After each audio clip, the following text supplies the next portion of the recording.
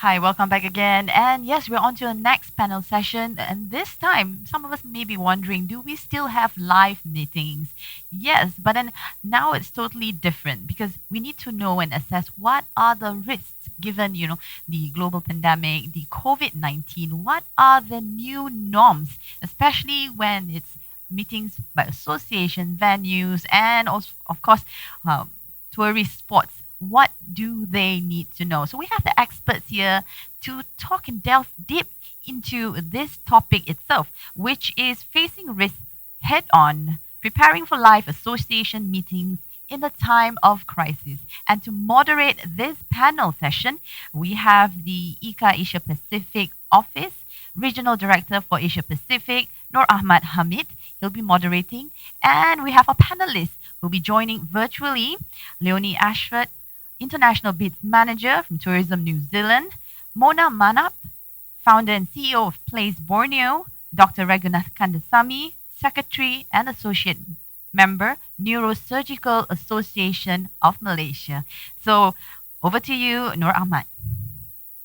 Thank you very much, and good afternoon, good evening, and good morning, depending from where you are tuning into this Be Inevitable BE at Penang. Firstly, thank you to Penang Convention and Exhibition Bureau for having this virtual event, virtually eventually, and having me and my colleagues here to be part of the conversation today. It is indeed my great pleasure to have Dr. Regunath, Leonie, and Mona. Maybe we should start before deep diving into the topic that we have been entrusted to. If we can quickly just introduce yourself and how's the situation there. Are you still allowed to go shopping, to the coffee house and whatnot? Maybe we start from someone that is far away from Penang, that is Leonie, all the way down in my favorite last bus stop, Christchurch, New Zealand. Leonie, how are you? Very well, thank you, Noor, and thank you to everybody for having me join you today, this evening. It is evening here in Christchurch, New Zealand. So my name's Leonie. I'm with Tourism New Zealand, and I have a fairly wide and varied role with Tourism New Zealand. In fact, it's changed a lot. Like everybody, my role has changed quite significantly over the last 12 months. Working with our New Zealand industry to grow our capability for the future. When life does return to something almost resembling normal. And Nora, in answer to your question, yes, we can go dancing. Yes, we can go to the coffee shop, and life is pretty normal in New Zealand. And I'll talk a little bit about that from a business events perspective once we get going. Yeah. Thank you. Good to see you again virtually, Leonie. And Mona, all the way from Kuching, Sarawak. Hi, Noor. Yeah, good, thanks. And thanks to PSEP for inviting me today. My name is Mona. We're a professional conference organizer, PCO, or Place Borneo. We're based in Kuching, Sarawak, which is another part of Malaysia, for those of you who don't know. But we're on our own, on an island of Borneo. And we run conferences, not so much lately, but yeah, that's our usual thing that we do. And we also have our own music festivals, and obviously not doing that much as well. But that's what we do. Yeah, that's it, Noor. And in Kuching, things are getting better and improving? Yes, in fact, I think our state government is handling it really well. We're quite proud of how they're doing it, although, we can't travel out. And if you're going to travel in, you'll have to quarantine yourself at a hotel at your own cost for 14 days. So that's a pretty good thing that we're doing here, although it's affecting business slightly. But because of that, we don't have a lot of cases, and we can go out and have coffee and meet up with friends with relative, safety. That's good. That's good. So it's not so stressful just staying at home, but you are still allowed to go out and meet friends and do things. Great. Yep. And I'm based in Kuala Lumpur, same with Dr. Regunath. How are you, Doctor? Can you do a bit of self-introduction? Good evening, everybody. It's such a pleasure to join all of you this evening, or should I say this afternoon, during this rather interesting event that we have here. My name is Dr. Regu. I'm a neurosurgeon by profession, and I'm the secretary of the Neurosurgical Association of Malaysia and the ASEAN Neurosurgical Congress. And I mean, we have been quite active now from our society's perspective, organizing world events. I think most recently in 2018, we had the World Federation meeting here in Kuala Lumpur. Now, and we were actually supposed to host the World Endoscopic Congress this year, which unfortunately due to the pandemic didn't happen.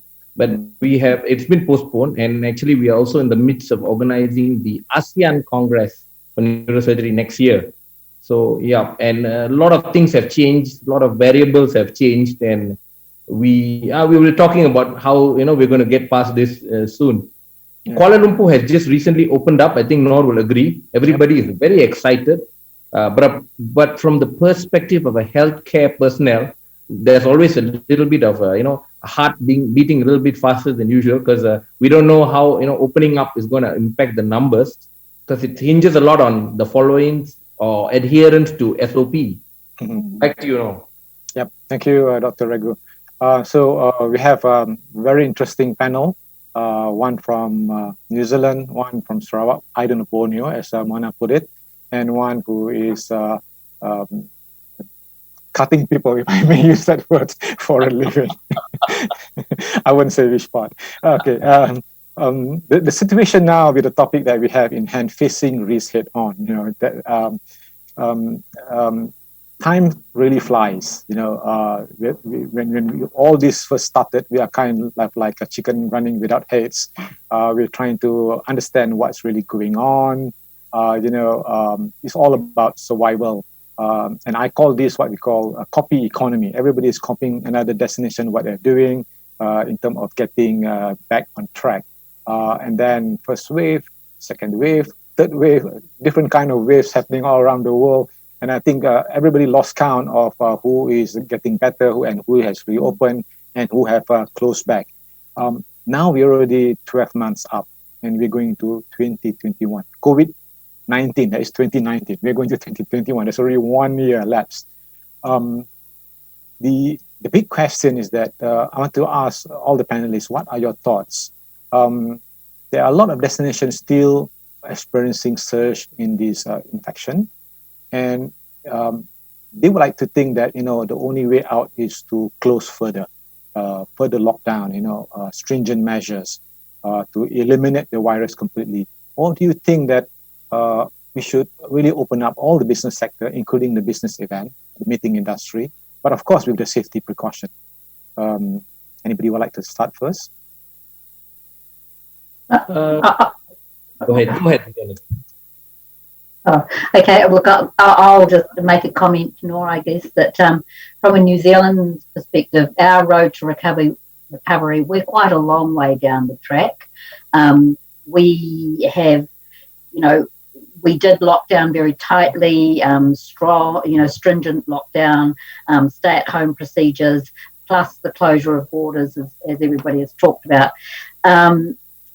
By mid-June, we were basically in a position where we had no community cases, and since July, the only cases, which may be 1 or 2 per day, that we do have in New Zealand, are coming through our borders with returning New Zealanders. So we are also very aware that we need to be vigilant.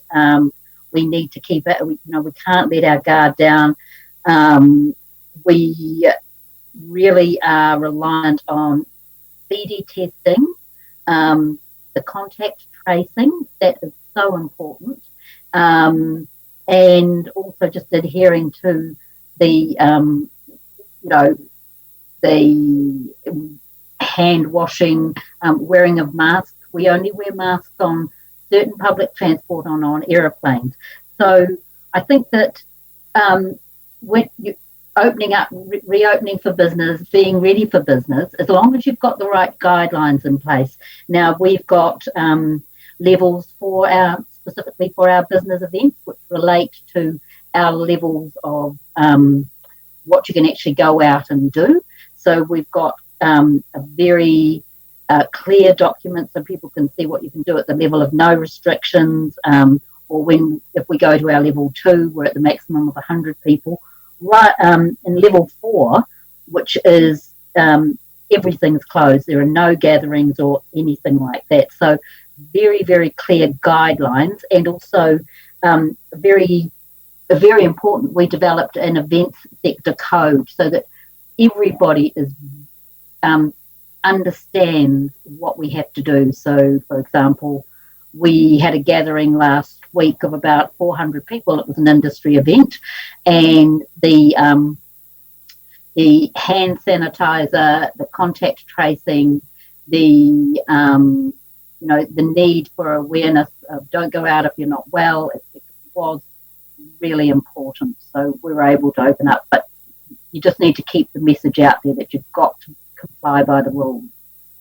Thank you, Leonie, for that that more like advice. In fact, I think New Zealand did very well. We're all aware, like Malaysia, we are dreaming like New Zealand. You are the green zone.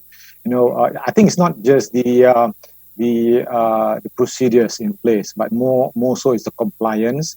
Everybody is doing the same thing at the same time, and of course we have leadership with the Prime Minister Aden, who is well known, been talked about. How do you actually control the pandemic very well, Dr. Regu? In fact, I have to agree with you, Noor and Leonie. You guys, New Zealand has done a beautiful job with the control because you acted swiftly and early. The circumstances in Malaysia are not exactly parallel to that because the COVID is like Pandora's box. Once it gets out, it's not going back in. And we were fortunate in the early stages that, due to strict lockdowns, the numbers were controlled. But I think the second and third wave that we are seeing now, has caused some concern. Numbers are still rising. So to answer the question, of course, I do agree.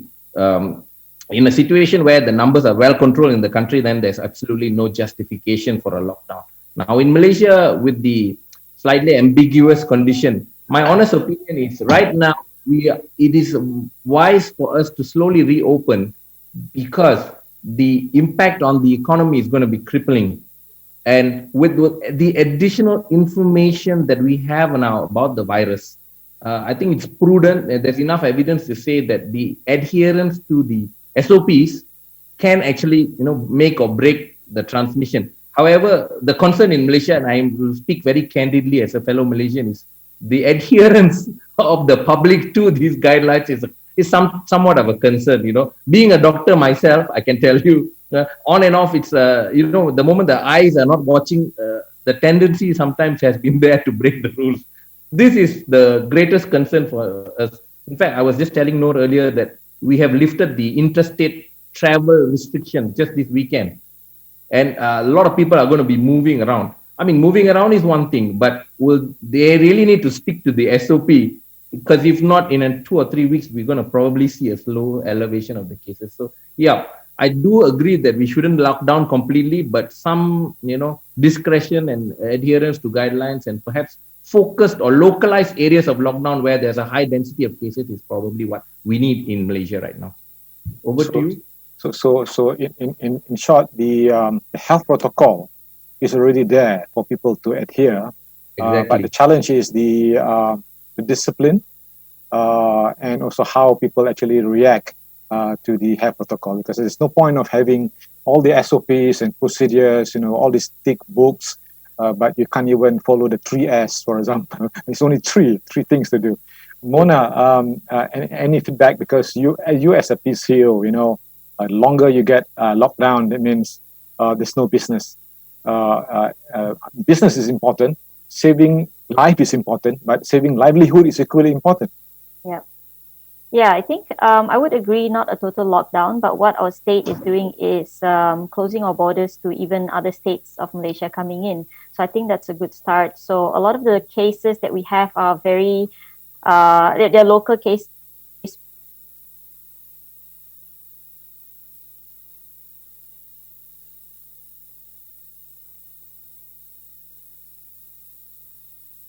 We're allowed to have local domestic events. So that means we can still organize events. We can still make a bit of money instead of zero at all. So I think, and also the speed of implementing something when you find out there is a cluster that comes up, they immediately shut down, like what we had, Kampung Haji Baki. So the whole area was under MCO, a strict MCO. And then once things are okay, and then they went back to, normal. So I think the speed of that and closing our borders to potential high risk, from potential high risk areas like Sabah or Selangor right now, I think that was that's the key. Yep. So obviously, like I said earlier on, this is already almost in a year that we have gone through this pandemic. We are still learning through all this process. Before we just locked down the whole country, and then now we're going to more of a targeted approach in a specific area that is involved, so that you can eventually and gradually open different parts of business activities, because every activities are important, not just the farmers, the fishermen, but also people in the business event. So having said that, we're going to post online to our virtual audience the first question on the Slido. If you can get the technical team to assist me with that. Do we have the question online already? Yes, the question is, do you think the government should fully reopen business event activities with a clear health protocol in place? So you got three options: yes, no, and not sure. So while the answers coming in, I'm going to go back to my fellow colleagues here. We talk about the pandemic. The biggest issue here is human life, and how do we manage the risk factor. And even without the pandemic, in our daily life, in running events, in organizing conference, like Dr. Regu said that you had your event a couple of years ago. We are always exposed to many type of risks, but this time around, the whole world are facing the same threat, the COVID-19. How would you envisage the reopening for business event or international conferences? Because we know that all domestic events are coming back, but how do we actually work towards the international event in any order? Okay. I think that working towards the international events for us is really strongly showing our capability, because I think one of the issues that we're facing even with domestic conferencing is people are scared. People are concerned just even about, a lot of people are actually concerned about a small amount of travel. So when it comes to committing to an international event, then you really need to show that people will be safe in your care, and that is one of the things that we're ensuring that our capability, all of our industry are aware of this and are showing that we are capable of safely delivering a conference or event when borders open. It's a lot about people. It's about the people and how everybody's feeling, I think. One of my senses. Yeah, it makes sense, definitely, Leonie, because I think if I can pick one word that you have said that I think is so super important is confidence. How do we bring back that confidence level? Because even for Malaysia, when we first reopened for activities, venues has been reopened, hotels, convention centers, but no events are coming in because people are used in running event virtually. So say, why not we do everything virtually? We don't need to go to venues and shake hands because that is a high risk. So the confidence level is there. So Mona, if I can just run on you, we are still at the risk factor. Being a Malaysian, that we reopen and then we go back to close down, what is the signal that you're getting from your clients? Well, it's they're very unsure. That's one. We're very unsure as well. But if you're talking about, I mean, our local state government, they're promoting domestic or state level events. So that's great because they're trying to spur the economy slightly, even though it's not international people coming in, but people are still spending, if they're still staying at a hotel, even if they're locals. But for our clients, some of them are very apprehensive of even having conferences next year. And they don't even want to plan. They don't want to start planning because they don't want to start incurring costs. So once they start engaging us, they start paying us, but they don't know whether they will still be able to have the event next year. So that's one thing that's a bit of people don't know what to do in that sense. But well, on the other hand, there are some who are diving straight into the virtual world, and they say, okay, I want to have a virtual exhibition and a virtual conference. How do you make it, on the website from the browser, people don't need to sign into Zoom and stuff like that. So they themselves have been exploring this. So we've got, I think, two types of people here. One who has not, gone into any of this, and one who has themselves explored this and explored it and want to be part of it. So in that sense, that's, I think, for virtual events. For international events, if we want to welcome them here, I think that's we're not sure when that's going to come back, and we're looking at 2022 actually for us here. So yep, we'll see what happens when we get there.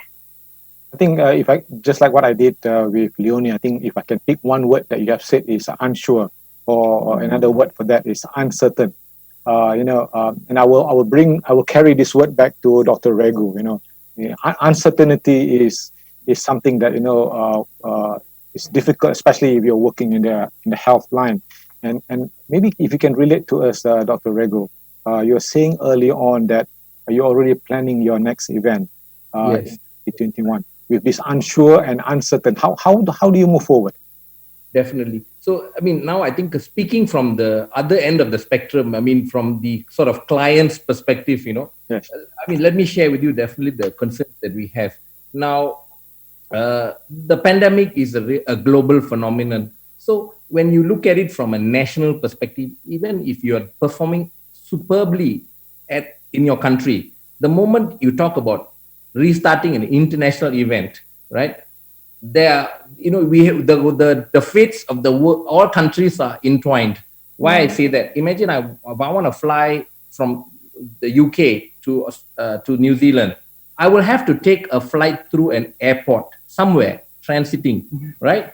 And unless every step of that way is foolproof somewhat, the potential fear, true risk and purported risk from fear is, both will influence decisions. So hence, when talking from a society's perspective, yes, we realize that, it will take some time for people to be confident enough to first start regional traveling, and even less for international traveling, even more for international traveling. But realizing this problem is what has resulted in my society. We have actually had, we have started on a series of, we started off with the webinars, with Zoom, and now working towards a virtual meeting. Yes, definitely the potential for a virtual event is limitless. Add on the hybrid component where you have a local event. But from the perspective of the user, I speak I like to believe I represent a large group of slightly difficult clients, my fellow contemporaries, right? There are issues like webinar fatigue and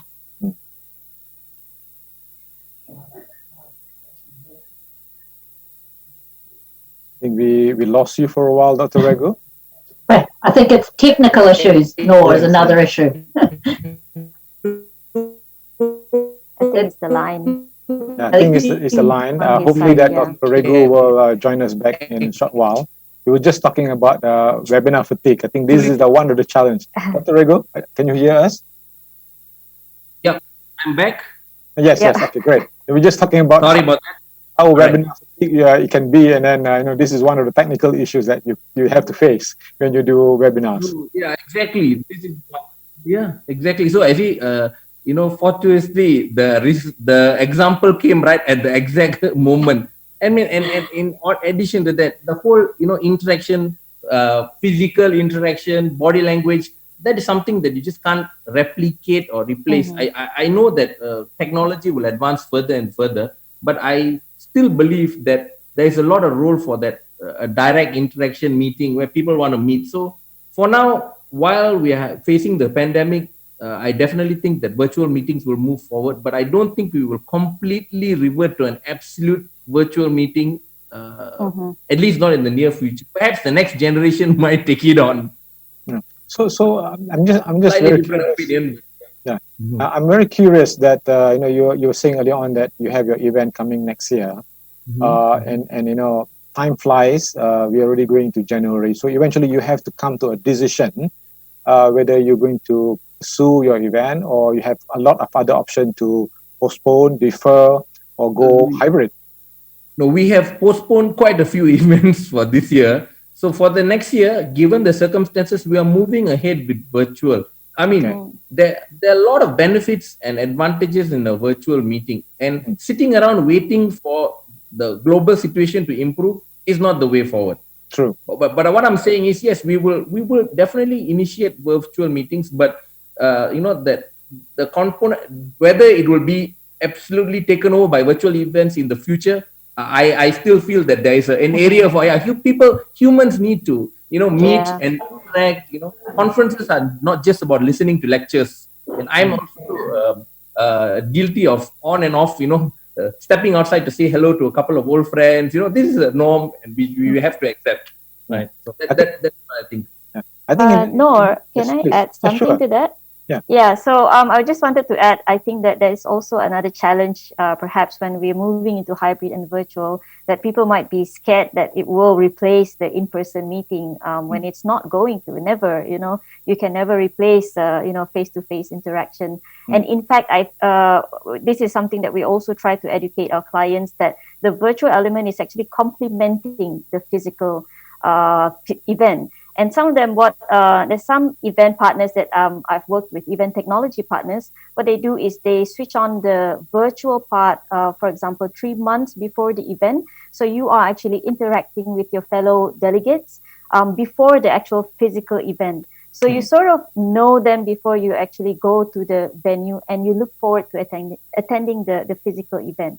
So that actually enhances your networking, and your meetups and stuff like that. For business, I guess for B2B, I think that's a plus point for a lot of people. Yeah, that was just something I wanted to add.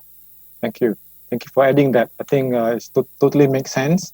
But again, in a lot of webinars, just like today, we tend to agree with everything all we are saying. I hope that somebody will come out and say, I disagree, and make the conversation even more interesting. But anyway, for the speakers, because they are not able to see the Slido, the earlier question that I asked, do you think the government should fully reopen business event activities with clear health protocol in place? We got almost 50% saying yes.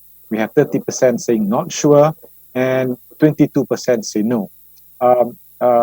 In actual fact, when you actually read that question, it looks like a very direct question. But when I prepared this question, it's kind of like I have a hidden agenda.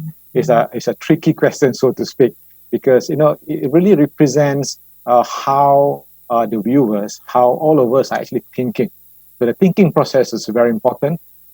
Whichever way that a destination or country going to do in the reopening stage, definitely there will be many different thoughts or categories of people. Some will still say that I'm not sure, I still want to stay at home, I do not want to go out because going out means I will get infected. There are still people saying no, I'm not so sure, I just follow whatever you guys say. But then the rest of the group, the predominantly say that we need to move forward. I like what Dr. Regu said earlier. We just cannot just sit down and wait for things to happen. We have to reinvent our life, so to speak. We're going to pose the second question to our online audience. The second question is, which is the most important factor in reopening business event for Malaysia, or maybe in this particular case for any destination at all? So there's a couple of choices here that we give you. Rebranding. Is rebranding the most important factor?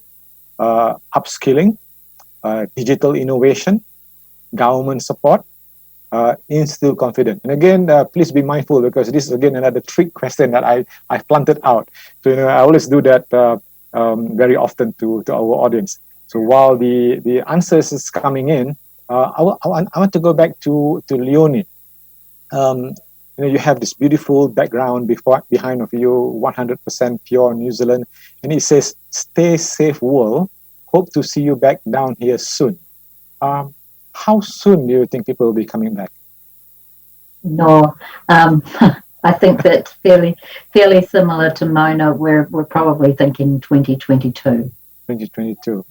But that's that could change tomorrow. We air bridges and thought of travel with Australia, thought of connections with our neighbours and parts of Asia, because when it comes to the world, we are all doing better than everybody else. So, we watch very closely to see what, how we can progress some of that. But realistically, it could be some time.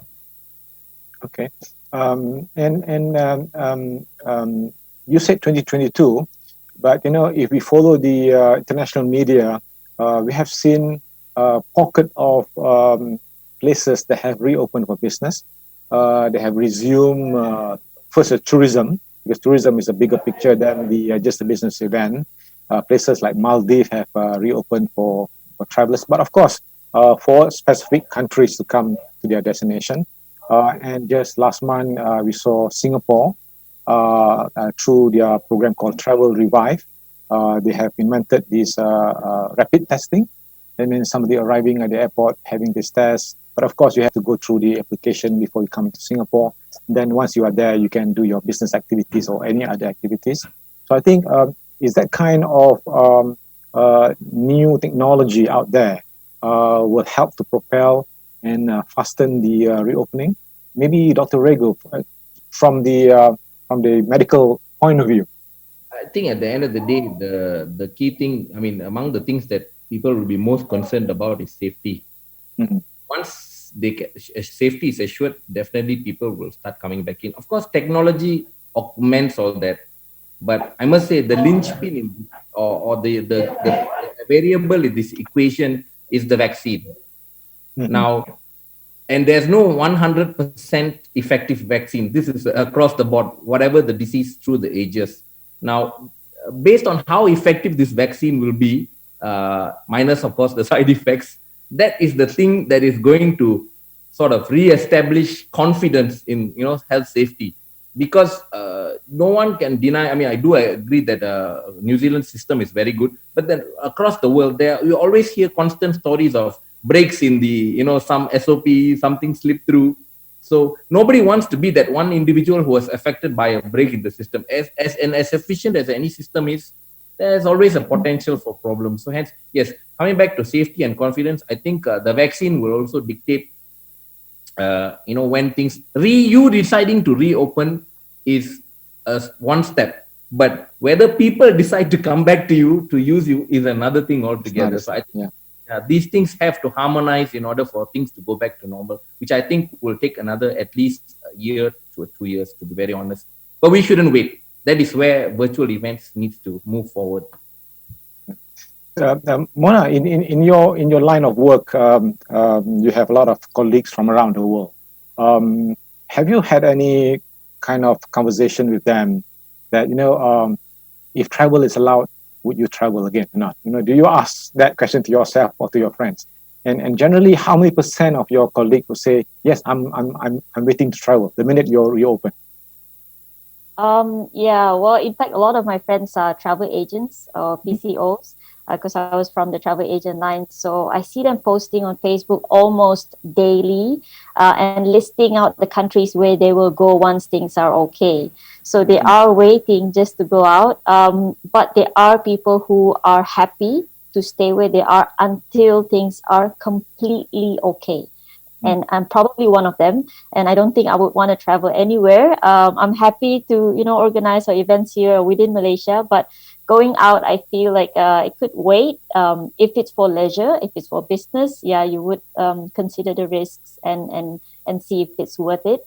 But in terms of, I think in the travel line, and we're all in the travel line, I think a lot of people are waiting to travel. I think a lot of people in the travel line, they are travel junkies, or you know what you call them.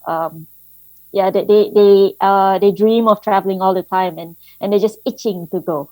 And they can't, sit around looking at virtual tours or virtual events. Although that helps actually at the moment. And if instead of staying at home and not interacting at all with anyone, at least you have Zoom calls with people. You have live tours online, and you have live conferences, which helped a lot actually during the lockdown here as well for me. So yeah, I think a lot of people are waiting for things to be okay, and in fact, a lot of them, when I spoke to them, think that the vaccine is the key, regardless of the side effects or anything. I think they feel slightly, maybe it's a false sense of security. Just knowing that there is a vaccine is good enough, whether or not it is effective or if there will be side effects. To them, that is like, that's okay lah, as long as I can get a vaccine shot. Yeah. The earlier question had asked the audience about which is the most important factor for reopening business event for Malaysia, for any country. For the panelists' information, at number one is instill confidence. Okay, so maybe I will use that answer to ask this question to maybe our medical expert here, Dr. Regu. How do we instill confidence? Because I'm sure that you face this every day in your life, as a surgeon. I think the issue with as a healthcare professional, when the lockdown started in Malaysia, patients wouldn't come within a 1 kilometer radius of the hospital. True. Yeah. But as their disease requirements unfortunately make them have to come to the hospital, and then they realize there are a lot of good mechanisms in play, and even though there are near miss events, you could have been exposed, but because of the SOPs that are in place, you don't get infected. So that's one of the positive things. And of course, the rapidity, as what Leonie mentioned, rapidity of tracing of contacts sort of helps control the spread of the infection. And I think that also instills confidence. And knowing that there can be no exclusion criteria, I think this is a very sensitive matter that hit home. Where everybody is treated equally, everybody follows the SOP. This is another thing that is important to instill confidence. There can be no exclusion criteria for a particular individual. So this is how we build confidence. Yeah. And Leonie, I must commend you. With your tagline.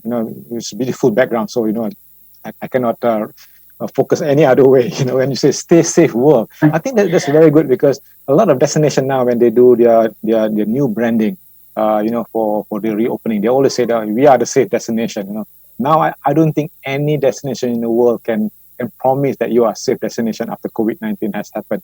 So I think, but your message is clear. When you say "stay safe world," I mean, if you are safe, we are safe. We can meet up again. So is that going to be part of your long-term strategy? I think Noor, certainly in the business events part, or certainly from Tourism New Zealand, we've abandoned a lot of our marketing speak, you might say, and for virtual exhibitions and things like that, where a destination might say, "Oh, we're a fantastic place for this, it's the speak, it's the spiel." Ours will say something like, really looking forward to catching up with you, so and so and so and so. Our names, we hope you're all okay, and we'll see you there. And we're only a small country, and we see it as just keeping those relationships and those connections going at the moment. Having people know that we actually care. We want to make sure everybody's okay out there. And that's, I think, this is a relationship business for us. I absolutely agree with everything that you say, Leonie, except that when you say that you are a very small country, because small is very subjective. When you compare to Malaysia, maybe we are smaller than the whole of New Zealand. You have mountains, you have earthquake, you have everything. Okay, I think in the last couple of minutes that we have, what would be your advice for associations, for event organizers moving forward? I know this is not a trick question. This is an off the cuff question. You know, we need to face risk head on. We need to reopen. You know, so what would be any of your advice, if any? I can go first. Yeah, please, Mona. Oh, okay. Yeah, I think I'm getting this from Professor Eddie Obeng keynote session just now. I like that, and this is that we can't stay the same and not treat what we have now, virtual and hybrid events, as the same as in-person event. So if how you've been doing your in-person event, that's not how you're going to run your virtual events. It's going to be totally different. It's a whole new ball game. So you can't just stick on a pair of wings to the caterpillars and expect them to fly like butterflies. So that's what Professor said just now. And I thought that was, hey, that's good. And that's what maybe a lot of us are trying to do. Because we want to stick to the familiar. So I think a lot of us as event organizers and clients associations, I think there's a lot of education that we need to do for our clients to tell them that, hey, things can still work, but not the same way. So, and they have to accept that, and they must be willing to change themselves. Yeah, I think that's about it. Okay. Yes, Dr. Regu? So, I mean, I really agree with what Mona is saying. You see, this year has been a year of learning, not about what I do, but how to run meetings virtually and keeping people interested. I mean, I have nephews and nieces who have figured out a way to make sure the teacher does not know that they're not paying attention in class.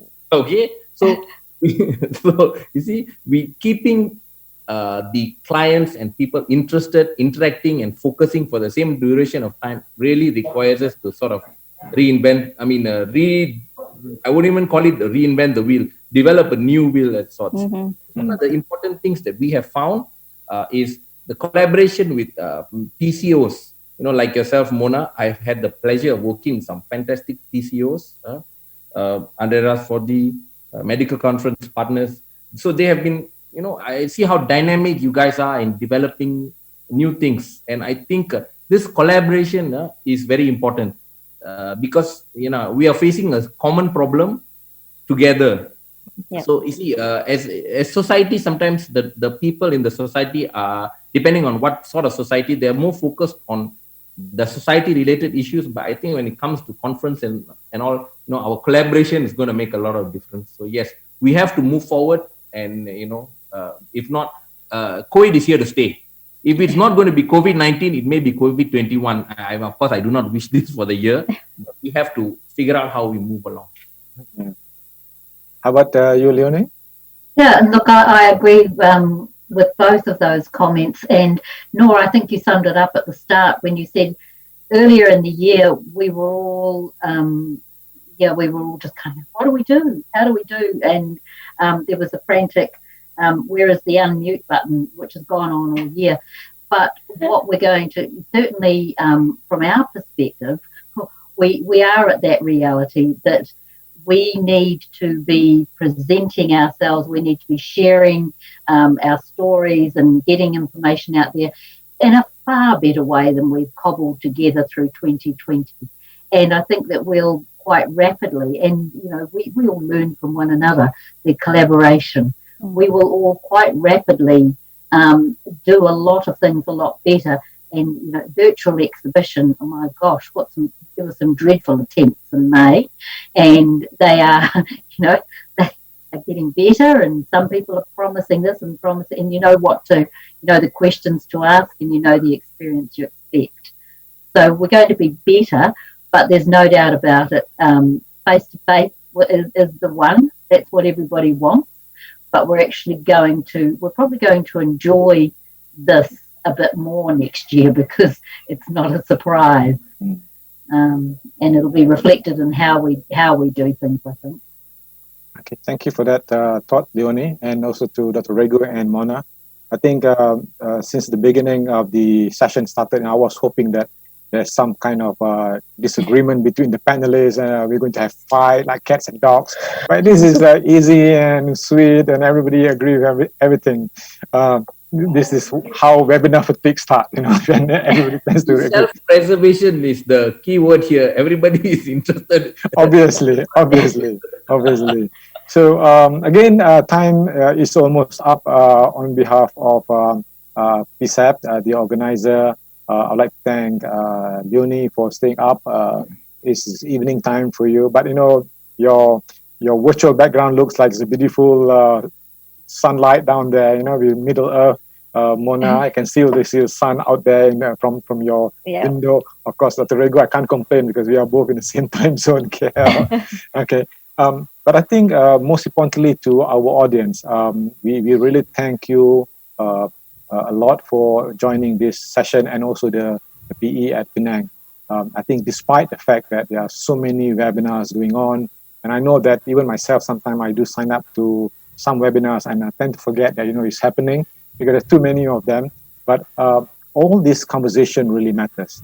We as the human race need to find a way out of this pandemic, and this cannot be done alone.